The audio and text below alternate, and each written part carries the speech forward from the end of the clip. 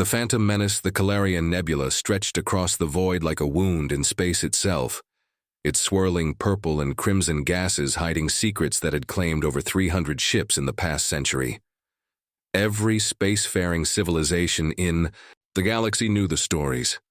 Ships would enter the nebula for research, exploration, or simple passage, and they would never emerge. No distress signals, no debris fields, no survivors. Just silence. Captain Maya Chen stood on the bridge of the human exploration vessel, Defiant Hope, studying the sensor readings with the kind of intense focus that had made her one of Earth's most respected deep space commanders. Her dark hair was pulled back in a practical ponytail, and her brown eyes reflected the nebula's ethereal glow through the main view screen. At 35, she had already led more successful first contact missions than most captains achieved in their entire careers. "Captain, we're receiving another warning transmission from the Altarian Defense Force," reported Lieutenant Commander Jake Morrison from the science station. The tall, red-haired officer had been Chen's science officer for 3 years, and his usually steady voice carried a note of concern. "They're advising us to maintain our current course around the nebula perimeter." Chen turned to face her bridge crew, a diverse group of humans who had volunteered for this mission despite knowing the risks. Communications officer Sarah Kim sat at her station, her fingers dancing across the controls as she monitored dozens of frequencies. Navigator Tom Rodriguez plotted their course with mathematical precision, while engineer Lisa Santos kept watch over the ship's systems from her position at the rear of the bridge. "How many ships have we confirmed lost in the nebula, Jake?" Chen asked, though she already knew the answer. 317 over the past 93 years, Captain. Vessels from 42 different species.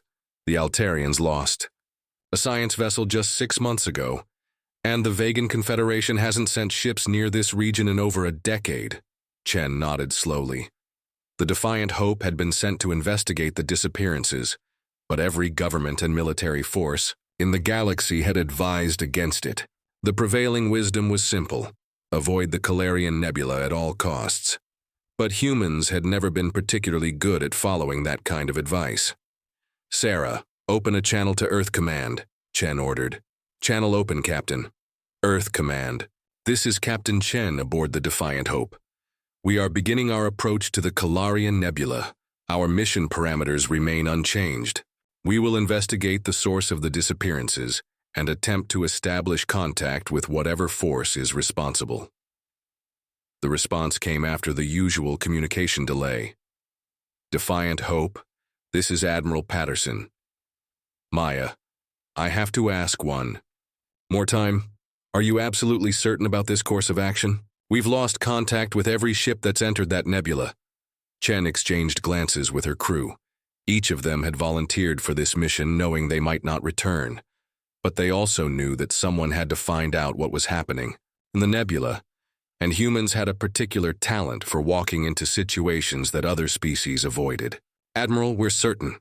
If there's something in that nebula that's been destroying ships for nearly a century, the galaxy needs to know what it is.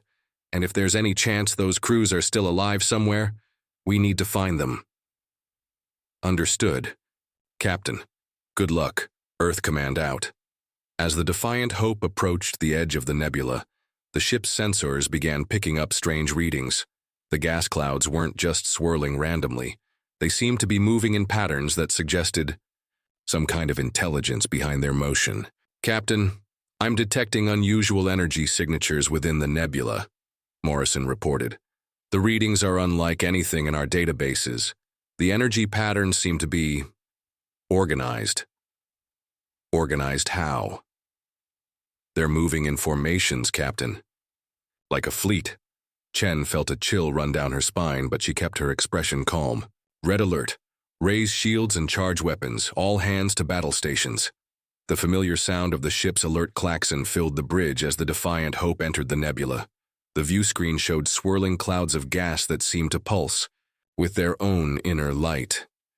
As they moved deeper into the nebula, the clouds began to part, revealing something that made the entire bridge crew gasp in amazement and terror.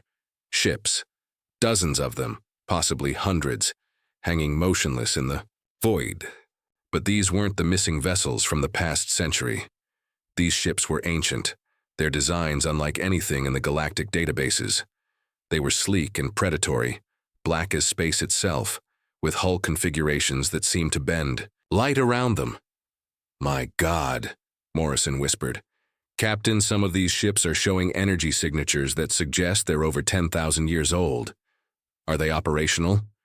"Sensors indicate minimal power signatures, but Captain, they're all pointing in our direction." Before Chen could respond, the space around the Defiant Hope erupted in brilliant light. The ancient ships powered up simultaneously, their hull plates glowing with energy that pulsed like a heartbeat. The nebula itself seemed to respond, its gas clouds swirling faster and taking on a more ominous appearance. "Captain, we're being hailed," Sarah reported, her voice tense. On screen, the view screen flickered, and suddenly the bridge was filled with a presence that seemed to suck the warmth from the air. The figure that appeared was tall and wraith-like, composed of shifting energy that took on a roughly humanoid form. Its voice, when it spoke, seemed to come from everywhere at once. "I am Admiral Vorthak of the Shadow Fleet. For 10 millennia we have guarded this region of space, cleansing the galaxy of the weak and the unworthy. You have entered our domain, and like all who came before you, you will be consumed." Chen stepped forward, her jaw set with determination. "This is Captain Maya Chen of the Earth vessel Defiant Hope. We come in peace, seeking answers about the ships that have disappeared in this region. We wish to establish diplomatic contact." Vorthak's energy form pulsed with what might have been amusement. "Diplomatic contact? You speak of peace while your ship carries weapons. You are no different from the others who have entered our realm. You seek to conquer what you do not understand. We carry weapons for defense, not conquest. We've come to learn, not to fight. Learn." The energy being's form fluctuated, and for a moment Chen thought she saw something that might have been surprise. "In 10,000 years, no species has claimed to come here to learn. They come to explore, to conquer, to claim resources. But you speak of learning." Morrison stepped up beside his captain. "We're scientists and explorers. We've come because we want to understand what happened to all those ships and to see if we can help." Vorthak's form solidified slightly, and Chen could see that beneath the energy, there was something that had once been more solid, more alive. "Help? You would help us, the terror of the galaxy? We who have destroyed hundreds of ships and thousands of lives?" "If you need help, yes," Chen replied without hesitation. "That's what we do." For a long moment, silence filled the bridge. The Shadow Fleet's ships hung motionless around them, their ancient hulls gleaming with barely contained power. The nebula itself seemed to hold its breath. Then Vorthak spoke again, and this time his voice carried a note of something that might have been confusion. "You are not afraid." "We're terrified," Chen admitted. "But fear doesn't stop us from doing what's right." "Fascinating. In 10 millennia, every species that has encountered us has responded with fear, aggression, or flight. But you respond with curiosity and offers of assistance. This is unprecedented." The energy being began to move closer to the view screen, and Chen could see that his form was more complex than she had initially realized. Within the shifting energy, she could make out the remnants of what had once been a living being, trapped within a prison of pure force. "You wish to understand us, Captain Chen of Earth. Very well, but understanding comes with a price. You will witness what we have become, and you will know the horror of our existence. Perhaps then you will flee like all the others." "We won't flee," Chen said firmly. "Whatever you've become, whatever you've done, we're here to help if we can." Vorthak's form pulsed with energy, and suddenly the view screen filled with images that made the bridge crew stagger. They saw the Shadow Fleet's history, their transformation from a peaceful species into beings of pure energy, their centuries of isolation, and the growing madness that had driven them to attack any ship that entered their domain. "We were once, like you," Vorthak's voice echoed through the bridge. "Explorers, scientists, seekers of knowledge, but we delved too deeply into the mysteries of energy manipulation. We transcended our physical forms, becoming beings of pure force. But the transcendence came with a price. We became dependent on the emotional energy of other living beings. Fear, terror, despair, these became our sustenance. The bridge fell silent as the crew absorbed this revelation. They had expected to find a malevolent force, but instead they had discovered a species trapped in a nightmare of their own making. "There has to be a way to break the cycle," Morrison said quietly. "Some way to free you from this existence." Vorthak's form flickered, and for a moment, Chen thought she saw hope in the shifting energy. In 10,000 years, no one has suggested such a thing. All have sought to destroy us or flee from us, but you speak of freedom. "That's what we do," Chen replied. "We find solutions to impossible problems. We don't give up, and we don't abandon people who need help." "People?" Vorthak's voice carried a note of wonder. "You still see us as people?" "Of course we do. You're suffering and you need help. That makes you people to us." For the first time in 10 millennia, the Shadow Fleet's leader felt something other than hunger or despair. He felt the stirring of something he had thought lost forever: hope. The revelation of the Shadow Fleet's true nature changed everything. What had begun as a potential battle between human explorers and ancient terrors had become something far more complex. A rescue mission that would challenge everything both species thought they knew about existence itself. Captain Chen paced the bridge of the defiant hope, her mind racing as she processed the implications of Vorthak's confession. Around her, the crew worked with quiet efficiency, their instruments scanning the Shadow Fleet's ships with new purpose. They were no longer looking for weaknesses to exploit in battle. They were searching for clues that might lead to salvation. "Captain," Morrison called from his science station, "I'm detecting something unusual in the energy signatures of the Shadow Fleet vessels. The pattern suggests that their transformation isn't complete. There are still traces of organic matter within their energy matrices." Chen turned to face the view screen, where Admiral Vorthak's form continued to pulse with ethereal light. "Admiral, our sensors indicate that your transformation might not be irreversible. Is it possible that some part of your original selves remains?" Vorthak's energy form fluctuated, and for a moment, the bridge crew could see something that looked almost like a face within the shifting light. "You speak of things we abandoned hope for millennia ago, Captain. We have tried countless times to reverse our condition, but the energy bonds that hold us in this state are too strong." "But not impossible to break," Chen insisted. "Every problem has a solution. We just need to find the right approach." Engineer Lisa Santos looked up from her console, her expression thoughtful. "Captain, what if the problem isn't the energy bonds themselves, but the source of energy that maintains them? The Admiral said they feed on fear and despair. What if we could provide them with a different kind of energy?" "What kind of energy?" Morrison asked. "Hope," Chen said quietly, understanding. "Immediately. They've been feeding on negative emotions for 10,000 years. What would happen if they were exposed to positive emotions instead?" Vorthak's form suddenly became more solid, and the bridge crew could see that beneath the energy there was, indeed, the outline of a being that had once been flesh and blood. "Impossible. We have encountered hope before, Captain. It is always overwhelmed by fear when beings realize what we are." "But not always," Chen replied. "Right now we know exactly what you are, and we're not afraid. We're determined to help." "You? And we're not alone," Morrison added. "The entire crew of the Defiant Hope is here by choice. We volunteered for this mission knowing we might not return, but we came anyway because we believed we could make a difference." Sarah Kim turned from her communications station. "Captain, I'm picking up transmissions from the other ships in the fleet. They're asking if what they heard is true, if there's really a chance for freedom." Chen felt a surge of emotion as she realized that the entire Shadow Fleet was listening, hoping for the first time in millennia. "Admiral, how many ships are in your fleet?" 437 vessels, Captain.